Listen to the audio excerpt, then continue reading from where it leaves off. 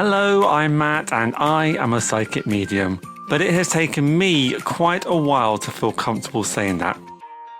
In my podcast, I explore the up and down journey of getting comfortable with my psychic and mediumship abilities. I will be talking with guests about their experiences, whilst turning the spotlight onto myself and figuring out how I can embrace my gifts while living a normal life. So welcome to the Psychic Explorer.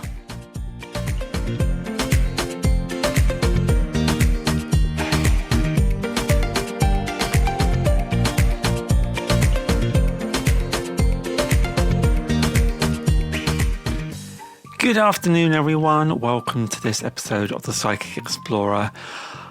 I hope you are well. I am sat in my back bedroom on my laptop, headphones on for the first solo episode since I got back from Thailand. It's been a funny one, and I know I said this in the introduction to my last episode where I had my wonderful guest Dana Willie, but it has been a strange one. Lots of things in life have gone up and down, and I just needed to take some time out from the podcast because honestly, editing podcasts is a nightmare, or at least I find them so laborious. I said to you a few episodes ago that I've got a slight issue with my speech. I don't find it very easy to speak fluently. So these episodes, when I record them, the vast majority of it is me making mistakes or me repeating phrases or sentences or even words. And it takes me hours to edit it all into something that sounds coherent and sounds fluid. Already I've only recorded, I think, probably about 30 seconds worth of usable audio, and I'm already up to 2 minutes on the counter. This gives you a sample of the headache that I work with when I record and when I edit these episodes. My other half is pulling its hair out because I'm just doing this constantly. But I have been recording guest episodes in batches to try and get them out of the way so that they can just be released automatically as we go forward into the summer. I would like to say a massive, I could not say it more, but a massive thank you to everyone who has commented, liked, followed, subscribed, whatever the terminology is that you have done. Thank you so much for letting me know how much you enjoyed Dana's episode. I have many people message me telling me how inspirational and how wonderful they found Dana's words.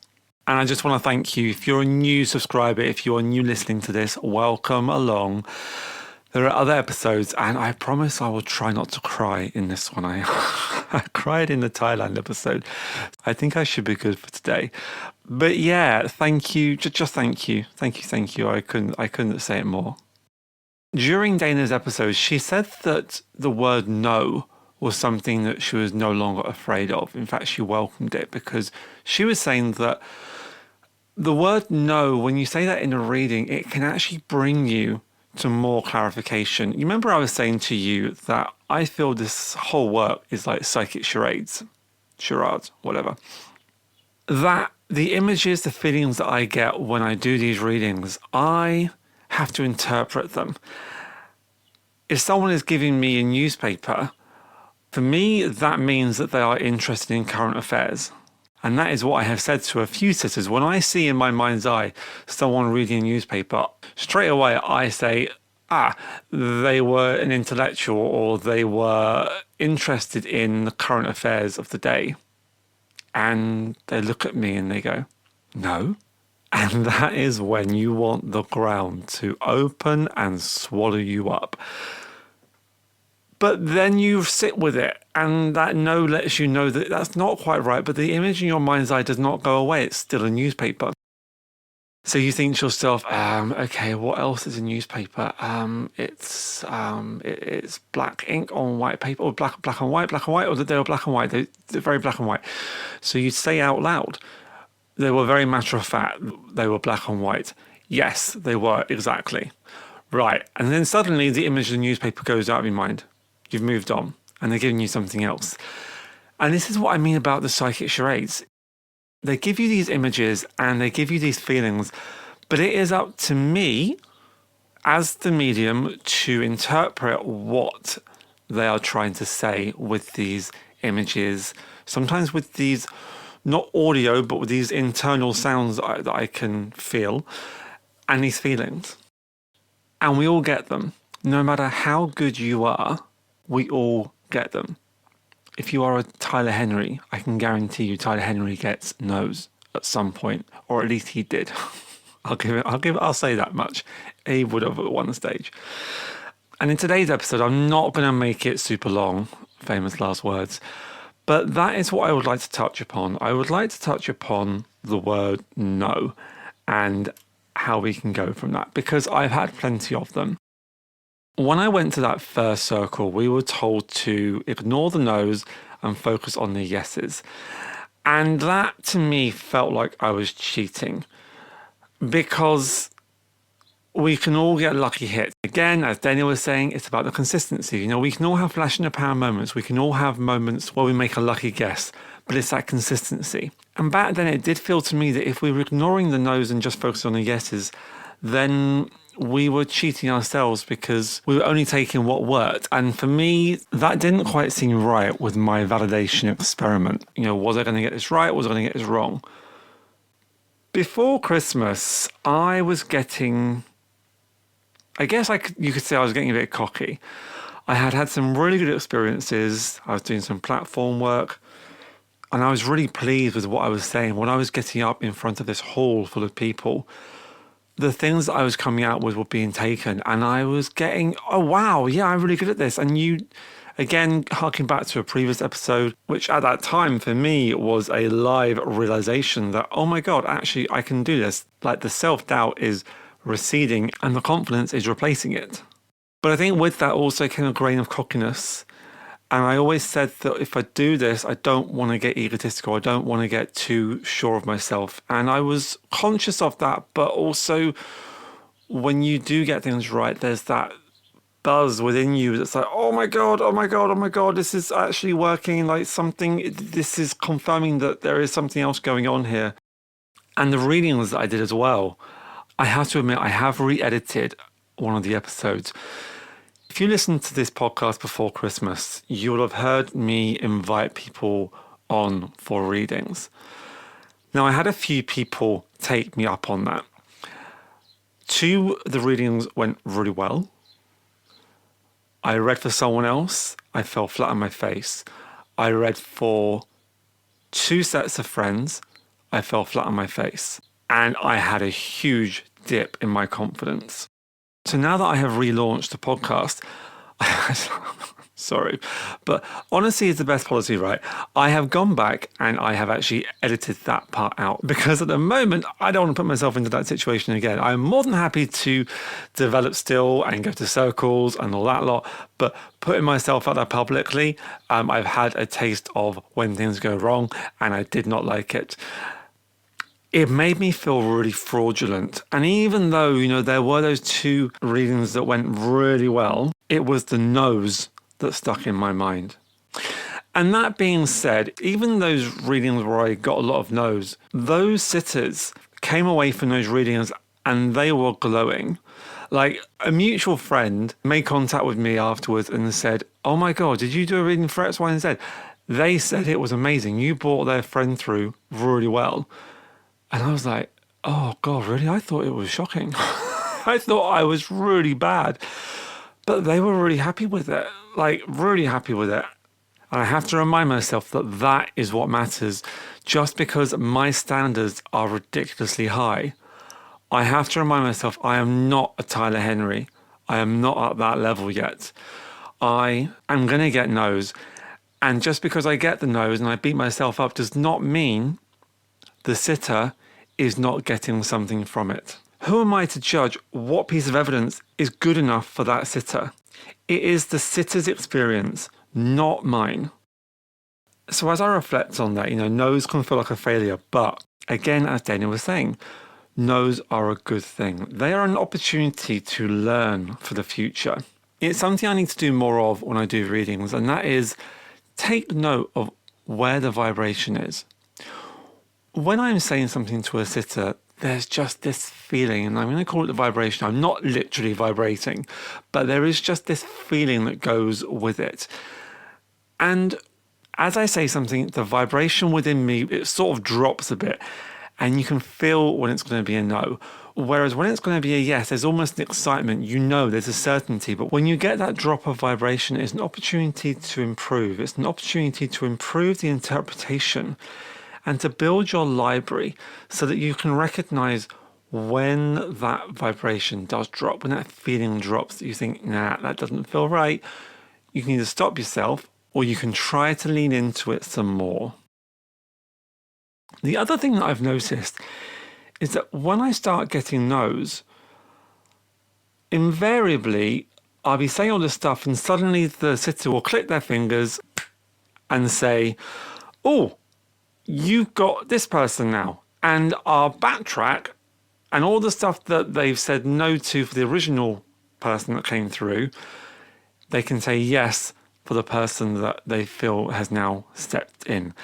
Now, I, as the medium, have not recognized that another person has stepped in, that the original person I was channeling has stepped back and that somebody else has moved forward.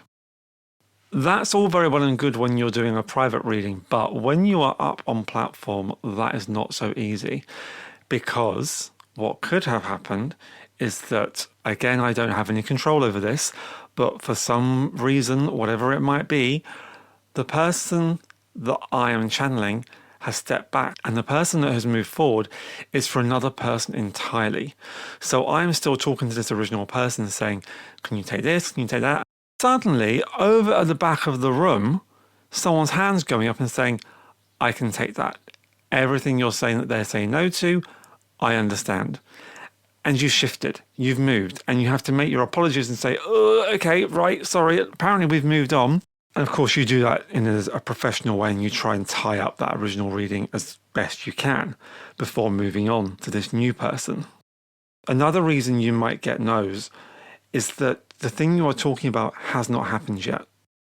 I've already said in an earlier episode about my friend that I gave my first psychic reading to, and she said that she couldn't take the lime that was all around her. And actually, it wasn't until a few months, I think it was, later, where she realised her walls at work are all lime green, and she is surrounded by this lime green colour all the time. The most recent example that I can think of is tarot for this one. My friend Shelley Shearing, she was on episode 6. She does the YouTube videos. She does weekly YouTube videos according to your zodiac. And she always gets it spot on. For me, it's always right. Even when it's not, because when I watch the videos, sometimes I watch them and I think, no, that's not quite right. No, that doesn't quite fit. And I can guarantee you within 2 or 3 days, something happens and I'm like, oh yeah, that's what Shelley was talking about. Thank you very much. There are things that haven't happened yet. Now, don't ask me to explain the mechanics on how this works. I have not got a clue. I mean, is life preordained? Do we have free will? I don't know. But sometimes the no's might just be because the thing you're talking about has not happened yet.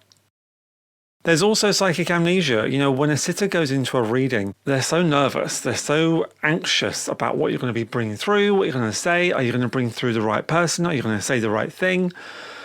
So when we do readings and we get that no, a lot of the time people will come back and say, oh yeah, actually, the thing you said about that, I can now take that because I now remember what you're talking about.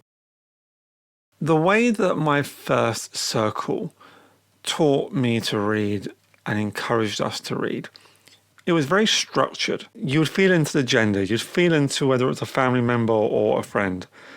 You'd do a body scan, see if they had any illnesses or feel like how they might have died. Never ask any questions though. They always said, don't ask any questions because that leaves it open to your mind to stepping in, which, you know, there is some validity in that. But whenever I felt like I needed just to clarify something, it wasn't really discouraged, but you could tell it wasn't part of the structure. And you can clarify without getting information that feeds you. I would never say, oh, how did your uncle die?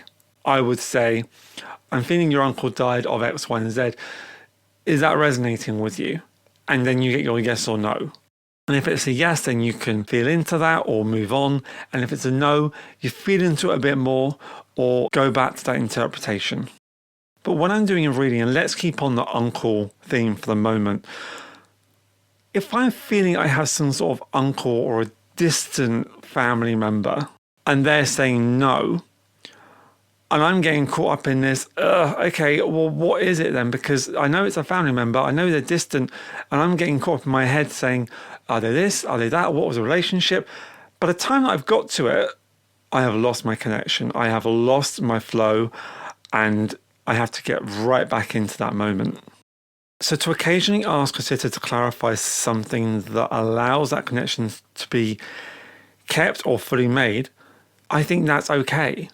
As long as you're not doing it the whole way through. And I know that if you are a medium and you are listening to this and I'm telling you all this stuff, when you're in the moment, it is so easy to forget all this, to panic, to get into your own head. And trust me, I get it. I am there. I forget when I'm doing a reading and I'm getting no's. Oh my God, it's the worst feeling ever. And all this stuff that I have just said to you completely vacates my brain. And when that happens, one thing that I do is use it as an opportunity to use another tool. So where I'm sat here, I've got all my tarot cards, my oracle cards, all wrapped up and in front of me. I did a reading when I was doing an online circle a month or two ago, and I have managed to make a connection to this woman's mother, I think it was. I was trying to describe her and it just wasn't flowing. It just was not coming. And I said to her, would you mind if I pull a card just to help me along here? And she said, no, of course not. So I pulled a deck of cards that I've got, and they're called medicine cards. And on each of these cards, there is an animal. And around the animal, there are images of feathers, corals, rocks, loads of different stuff just to try and inspire you. And the card that I pulled was a dog. And straight away, the phrase, bark is worse than your bite, came to my mind. And I just said it. I said, oh, would you understand that mum's bark was much worse than her bite? Like, she was actually a bit of a softie. And she said, yes, that's her. Yes. So when you are stuck, use the opportunity as a different tool. It's much easier if you're doing a face-to-face private reading or sitting. If you're on platform... And I have thought about this, if I just take a deck of cards with me and just play with them while I'm doing a reading, although that might be a bit distracting. But if it helps get a clearer message through, then I can't see why that would be a bad thing. Of course, the other factor could be that you are just having a bad day. As I was reminded fairly recently, we are all human. It is okay to have an off day. Sometimes it just doesn't work. Sometimes the connection just does not pick up. Sometimes our days have been too busy. Sometimes our emotions are all over the place. We are living a physical life and it's not easy. So in those moments, as again I was reminded, just say, you know what, I'm off today. Let's rebook. Let's reschedule and come back to it. I had that today. I met someone in a bar and it came out that I do this and she wanted a reading. It was a little while until she did reach out to me because life happens and that is absolutely fine. But this was just the other day that I got her message and I messaged her back and said, happy to do it. Can we just give it a week though? Because I am not in the place at the moment to be able to give you a good reading. And I recognize that within myself. For me personally, there's a lot of stuff going on and I'm not going to go into that on this, but there's a lot of stuff going on in the background of life at the moment. And that is really distracting. And I know I can feel my connection to the other side has weakened and it will go back. It will. I just need to plug back in, meditate more, be more mindful, rather than taking everything on and trying to get everything done and taking on emotions that come with the dynamics of relationships and family and all that stuff. So I'm not in a good place to do a reading at the moment. And I said this to her, I said, would you mind if I just get back to you in about a week or two? And she's like, yep, absolutely fine, not a problem. And that is okay, because it is better to delay and get a good reading than go for it now when you know you're not and get a crappy reading. I'm going to draw this to a conclusion now and just bring it back to what I was saying at the beginning. Before Christmas, I was getting a bit cocky. Now I'm able to recognize that. I'm able to recognize when the cockiness is rearing its head. And I'm able to remember, the last time this happened, you fell flat on your face. And no one likes anyone that is too cocky and too sure of themselves either. So that's a good check to have. Once you get past that, it does teach you the resilience of no's. Again, easy for me to say, not so easy to put into practice. And trust me, I know that. But it also shows the reality of a reading. Readings are not going to be 100% yes. We are not all Tyler Henrys. The realities of readings do go up and down. You might get a really good reading, but it might be really slow and plodding. As you feel into the energies, as you feel into the interpretations, I can't, not yet anyway, you can't just say, it's not like, machine gun fire of facts and figures from the other side. You've got to take that time to lean into it, to really feel what it is that you're getting, so that you can make the most of it, so that you can try and get it right, and you can make the most of it for your sitter. So I encourage you to celebrate the no's. They are part of the development. They are part of growing in this work. And I may just have to listen to this a few times myself, just so that that message goes in, so that I recognize that. Because again, I'll say it one more time, it's easier said than done. So on that note, I will love you and leave you, lovely, lovely people. I want to remind you that you can reach out to me, the.psychic.explorer, Instagram, Facebook, Threads. If you have any questions, message me. I'm more than happy to interact with you on Instagram, more than happy to answer any questions on this. Likewise, if you have any experiences, if you have anything you want to contribute, oh my God, I would love you to, please. And one person has. I'm so honoured to be able to share this. Lovely Janice has messaged me with a couple of poems that she has been inspired to write. In her message, she said, "Hi Matt, this is a message that came to me recently. I say that because I think they were inspired by spirit. I know you're not totally into angels and things like that." I'm not there yet on that one, Janice. Yeah, you're right. But that's something we can discuss in a future episode, maybe. But she goes on to say, "But please have a listen and let me know your thoughts." So I want to leave you with this lovely poem that Janice has sent me. It's called Be Strong, and it is beautiful. So on that note, I will leave you with her words. I'm sending you all my love. Take care, guys. Bye. Turn around, my friend. Look how far you've come. See the distant hills that you've climbed and overcome. You never walk alone, for I'm always here, whispering sweet nothings into your listening ear. I see you every morning, I see you every night. You'll always be my shining star I gaze upon so bright. You are my child of rainbows, you are my child of light. And if you keep on walking, I know you'll be alright. My hands are here to hold you, and that they always will. Just follow in my footsteps, be love, be strong, be real.